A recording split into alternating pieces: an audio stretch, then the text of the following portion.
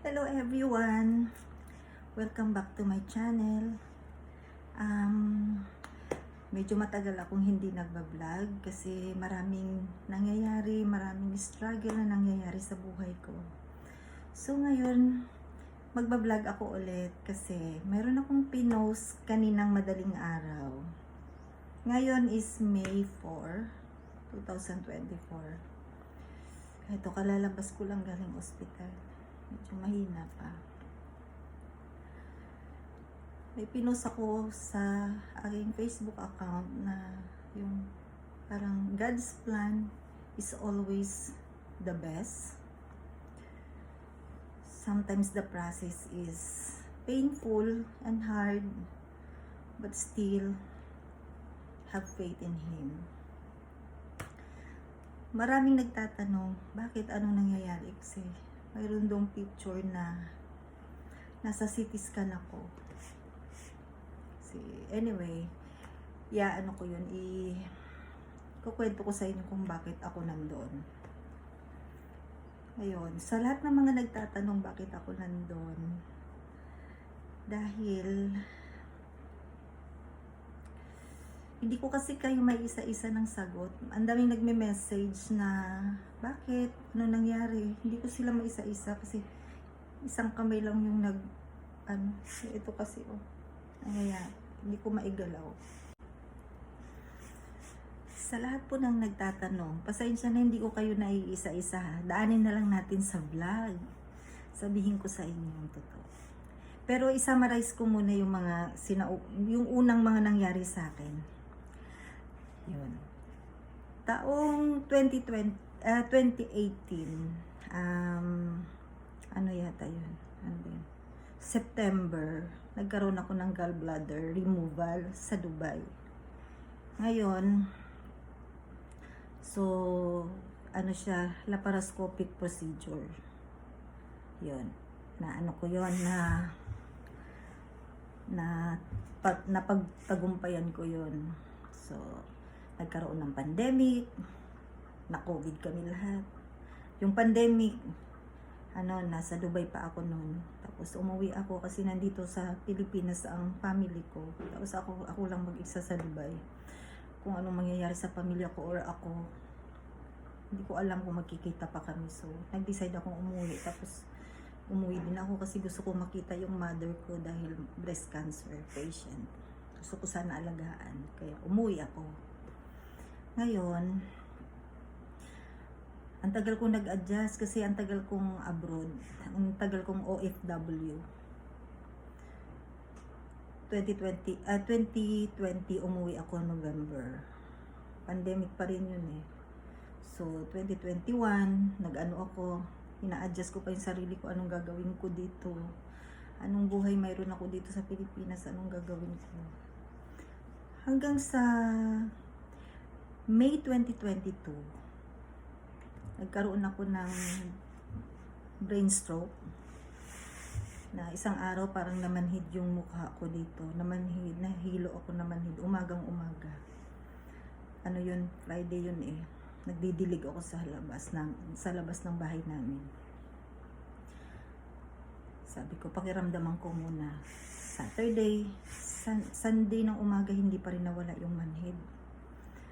So, sinabi ko na sa husband ko na paano mamanhid yun dito ko? Iba yung pakiramdam ko. Sabi niya magpa-check up ka. So, nagpa-check up naman ako dun sa malaking hospital dito sa Tarlac. Ni-refer ako sa neuro. Sabi ng neuro, kailangan ko magpa-MRI kasi hindi nila alam bakit anong nangyayari. Nung nagpa-MRI naman ako, yun lumabas. Nagkaroon ako ng blood clot. Dalawa dito na part. Dito tsaka dito. Yun, naggamot ako 1 year ako naggamot. Clopidogrel, kailangan daw palabnawin yung blood. Tapos naging PWD na ako kasi yun nga. Ang daming bawal mainit. So sinunod ko naman lahat ng bawal. So, yun, 2022 yun. 2023 January. Isang umaga yun, bigla na lang sumakit yung tiyan ko. Nandito kami sa Pangasinan noon. Ang sakit ng tiyan ko. Tapos, di humiga muna ako. Pagdating ng, mga ilang oras na, mga 7 o'clock din sumakit ang tiyan ko. Mga 1 o'clock, na ako. Humiga lang ako hanggang 1 o'clock. Sabi ko, hindi ko na kaya. Palaki ng palaki yung tiyan ko. Wala namang bleeding. Basta palaki lang ng palaki tsaka masakit. So sabi ng husband ko, pa-check up ka na. Dinala nila ako sa ospital malapit sa amin. Sunday yun. Walang OB, walang ultrasound. So nag-decide kami na dadalhin na naman ako dun sa city. Dinala nila ako. Na-ultrasound naman ako kaso walang magbabasa. Kinabukasan pa. So inuwi na ako sa bahay. So nag-suffer pa rin ako ng maghapon na yung magdamag na sakit. Tiniis ko yun. Kinaumagahan bumalik kami sa ospital. Hindi na ako pinauwi ng doktor. Tapos ni-roll out nila kung ano nangyari ganyan. Lumabas yung mga result. Nag-rupture yung appendix. Rupture na nagkaroon ako ng cyst dun sa ovary ko. Nag-rupture din siya. Tapos yung myoma ko, sobrang magana. Labo-labo na sila. Yung bleeding ko pala dun sa loob. Yung bleeding ko pala, kaya siya parang masyadong madugo sa loob. Dahil dun sa iniinom ko dun sa blood clot ko, yung clopidogrel, yung papalabnaw sa blood. So, immediate, talaga operation yung ginawa sa akin. So, inoperahan ako, ganyan. Yung healing ko, ang tagal din. Kasi yung hiwa ko dito Dito. Ganyan. Parang cesarean din. Okay. Ganyan. Tapos, yun, January 2023. October 2023 last year din. Sabi ko sa husband ko, bakit parang naduduling ako? Sabi ko ganyan. Tsaka parang, minsan pagod na pagod ako. Pagod na pagod. Tapos nanlalambot yung tuhod ko. Tapos parang nagbo-blurred yung paningin ko. Hindi ko maintindihan. Tapos hingal ako. Pagod. Sabi niya, pa-check up ako. Di, nagpa-check up ako. Sabi, siguro bumalik ako sa neuro ko. At saka, schedule na rin kasi yun ng MRI ko kung titingnan kung okay ba. Ayun na. Pina-MRI ako. So, yung result ng MRI, sabi doon, may good news tsaka bad news. Doon tayo sa good news. Ang sabi doon sa good news naman, nag-heal na yung blood clot. Naging peklat na siya. Kaso lang, yung bad news naman, may nakita sila doon sa part ng brain ko na nagkaroon daw ng parang multiple sclerosis. Yung autoimmune. So, para makasiguro, second opinion, MRI ulit, yung may with contrast daw, para malaman. Tsaka may nakita silang bukol. So, sabi nila, kailangan magpa-MRI ako ulit, kasi baka yung bukol, kung benign or, pa-biopsy, ganyan. Umiyak ako nun sa doktor, bakit? So, ako, MRI ulit. Nagpa-MRI ako, nagpa-schedule ako, ang check up ko December, pero na MRI ako January na, 2024, this year. No, lumabas na yung yung MRI na pangalawa. Yun nga, diniagnose talaga ako na multiple sclerosis, yung autoimmune disease. Sad to say, no cure. Yun. Tapos, naggamot ako. October kasi nakabook kami ng tour kami ng USA dahil buntis yung anak ko. Kailangan ko siyang samahan, alagaan sana. Tinuloy pa rin namin. Ngayon, yung flight kasi namin, March this year, nung nakaraang March, tinuloy namin. Pero 2 days before yung flight namin,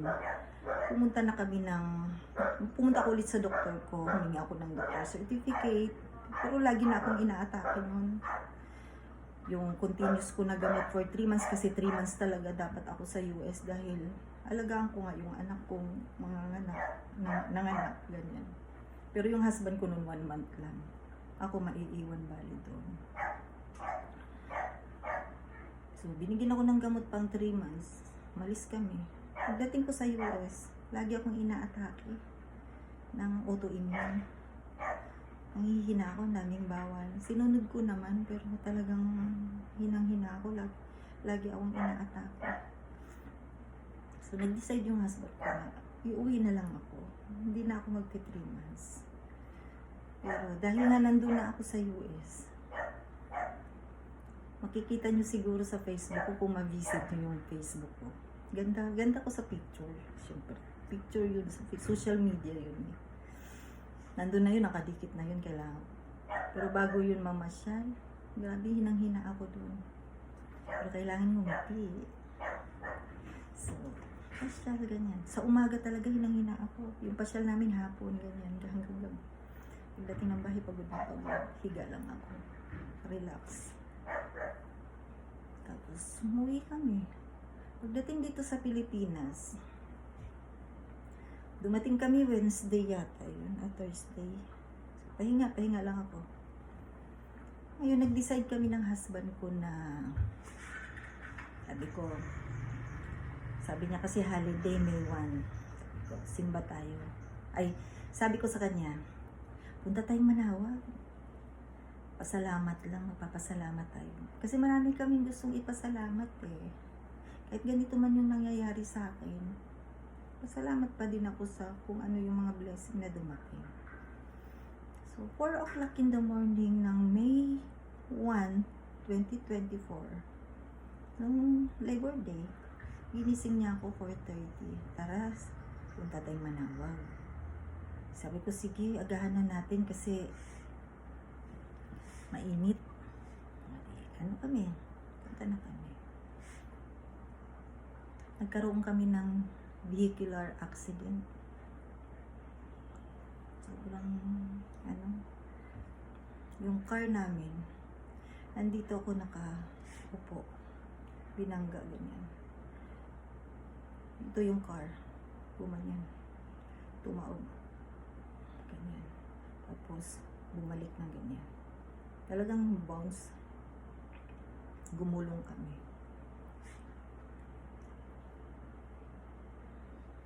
Ito yung tumama yung pick up yung tumama dito. UP yung sasakyan. Pati yung harap ng sasakyan, UP yan. Tumilapon yung sasakyan. Ito, total bone fracture daw yan. Sa x-ray lumabas. Total bone fracture. Tapos, nag-overlap yung buto. Kalalabas ko lang kagabi. Dinischarge na ako pero lilipat ako ng ibang hospital. Kasi operahan, i-align or after 2 weeks, x-ray nila ulit ito.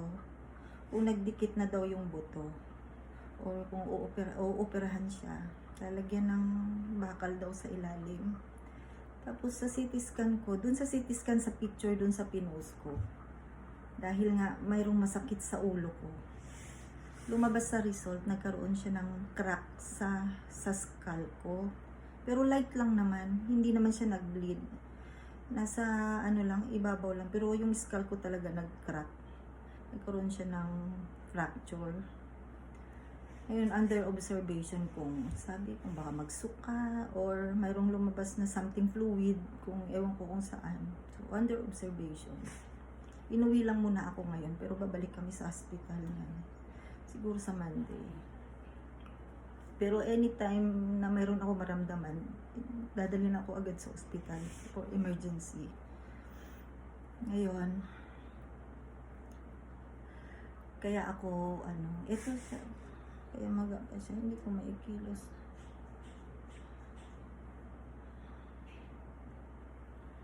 Kaya sa lahat na nagtatanong, yun yung nangyayari sa akin. Yung multiple sclerosis ko hanggang ngayon, pasumpong-sumpong, bigla na lang akong nanghihina, bigla na lang akong, nawawalan ako ng vision, naduduling, tapos hapo, pagod, higa lang ako niyan maghapon. Ngayon, nandito lang ako sa kwarto. Wala akong ginagawa. Tapos ngayon everyday yung steroid ko, nag-start ako nung February 27 sa steroid ko. Kaya yung mukha ko parang dahil yan sa steroid, everyday yun. Nag-start ako sa steroid ko, yung prednisone, 60 milligram. Tapos 11 days yun. Tapos 1 month na 30 milligrams. Ngayon nag 20 milligrams na lang ako. Tapos babalik ako sa doktor ko ng Tuesday. Kasi nga, i-check niya yung result ulit ng fracture dito sa brain, sa scalp ko. Tuesday yung schedule ko doon sa kanya. Yan. Tapos, sabi nung yung sa multiple sclerosis ko, yung autoimmune ko, na pagka umatake siya ng bonggang-bongga, kailangan kong i-admit ng 5 days sa hospital kasi tutusukan daw ng steroid. Kaya din pala ako inuwi ng husband ko kasi sa US, mahal ang hospital, tourist lang naman kami. Kaya inuwi na lang niya ako. Kasi at least dito, hindi ganun wala naman kami insurance doon. At least dito. Tapos Tuesday, babalik ako sa doktor ko. Kaya sobrang pagod, hirap. Hirap na hirap ako sa alagayan ko. Pero God still good. Pasalamat din ako dun sa nangyaring accident namin. Yung husband ko safe, okay siya. Ako lang yung may damage. Pero hindi grabe. Kahit ganun yung grabe yung impact nung accident na gumulong yung sasakyan, yung sasakyan. Ako, okay pa din kahit bali. Thankful pa rin. Pasalamat pa rin ako at buhay. May mga nadamay din na yung paggulong kasi nung sasakyan, may nasagi kami, may nadamay na 2 motor. May nakasakay. Ngayon nasa ospital pa sila ngayon. Humihingi sila ng tulong din sa amin financial. Hindi naman tutulong naman kami dun sa abot ng makakaya namin. Anyway, may maraming paraan ang Diyos na gagawa ng paraan. Basta laban lang ako. Laban lang, positive. Sinurrender ko na talaga sa lahat sa Diyos. Prayers na lang talaga. Yun lang ang hinihiling ko sa lahat ng mga kaibigan ko. Sa lahat ng mga nagdasal para sa akin. Mahal ko kayo. Sa lahat ng mga magdadakasal pa sa akin. Hug. Hug. Yun lang ang kailangan ko. Prayers. Ang hilig kong yung sa Facebook, nag-scroll ako pagka mayroong mga Bible verse doon. Mayroon akong idol na na artista. Yung si Tony Gonzaga. Kasi mayroon siyang diba, yung Tony Talks. Lagi siyang ng mga Bible verse. Idol ko yun. Sana nga makita ko siya makita ko siya in person. Wish ko talaga siya makita. Yung makita man lang. Kasi sabi nga, mawalan ako ng vision. Sana man lang, bago man lang kung mangyari man yun. Makita ko lang siya. Ng personal. Tsaka, doon kasi sa multiple sclerosis, parang sisirain niya yung memory. Ngayon may dementia ako. May iniinom akong gamot na Mimantin twice a day. Yung Donepezil, para din sa memory yun. Kasi may dementia na nga ako. Mayroon akong nakakalimutan na isa din pala na nagbablog ako. Hindi na para sumikat o kaawaan nyo ako, no. Kaya ako nagbablog para kung darating yung time na nakakalimutan ko or mahulog sa Alzheimer's man yung sakit ko, sana wag naman. At least mayroon akong mababalik-balikan dun sa YouTube ko or yung mga apo-apo ko. makikita nila doon. Mapapanood ko. Meron ka akong mga ibang, mga dati pang vlog eh. Kaya din ako nagba-vlog kasi yung mga fresh ko pang mukha, yung mga nagtatrabaho ako, yung mga ganap ko, mga hanas ko, nababalikan ko siya, doon ko hahanapin. Kasi hindi ko nasisave sa kung saan-saan eh. Ngayon nung kaya ako nagbo-vlog din kasi baka makalimutan ko. Meron pa nga akong gustong makita in person. Gusto ko talagang manood ng live sa Showtime. Nung nagkaroon ako na-diagnose ako ng multiple sclerosis, kahit nung mga nakaraan pa naman, may bahay lang naman ako. Nanonood ako talaga ng everyday Showtime. It's Showtime. Pag hindi ko nga napanood, nakaligtaan ko, hanapin ko sa YouTube eh. Pero nung medyo mahina ako, i-skip ko na yung iba, hindi ko na napapanood. Yun yung mga Showtime family, gusto ko sana sila. Gusto ko talaga yung sana yung live, man lang, audience man lang. Minsan nga, ako eh. Nag-search ako paano makapunta dun. Tapos nakita ko may bayad. Gusto ko sana pumunta kaso lang di ko naman nakayang magbiyahe ng isa doon. Siguro nung medyo malakas pa ako kaya. Hindi na kaya. Nahiya ako magsana. Siguro yung mga makapanood ngayon sasabihin nila ang babaw ko na na masaya na ako na makapanood doon. Kasi meron akong gustong makita in person. Si Vice Ganda, idol ko talaga siya. Parang masaya ako talaga na makita siya. Masaya nga ako na nanonood sa TV lang eh. Tapos pinapanood ko siya. Minsan nasabi ko nga sa husband ko, gusto kong pumunta gusto kong mapanood ng live yung It's Showtime. Tapos di siya umimik.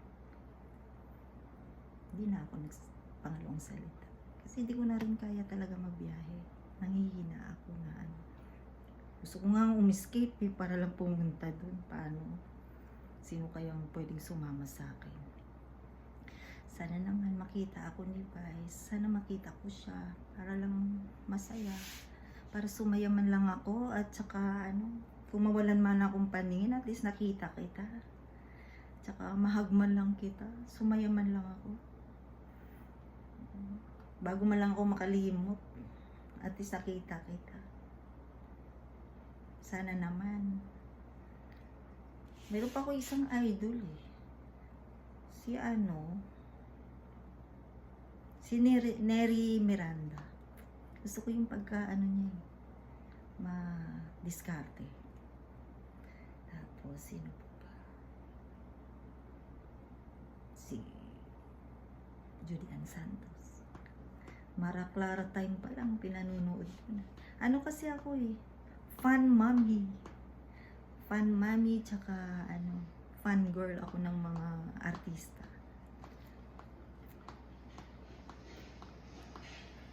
Yun lang, share ko lang. Sa lahat ng mga nagtatanong sa akin, sa mga nag-aalala, maraming salamat. At saka salamat sa lahat. Update ko kayo sa mga yung progress ng sakit ko, yung hindi progress na lumala ha, yung progress na yung development nung sana naman magkaroon ng miracle, mawala sana siya. Yun ang pinagdadasal ko. Na wag naman sana lumala. Gusto ko pa mabuhay ng matagal. Okay. Yun lang. Hanggang sa muling vlog ko. Sana wag kayong magsawa. Magba-vlog ako na siguro palagi. Kasi dito lang naman ako sa bahay. Wala akong ginagawa. Libangan ko na lang. Tulong nyo na lang sa akin. Panoorin nyo na lang. Maraming salamat. Bye. Hanggang sa muli. Bye!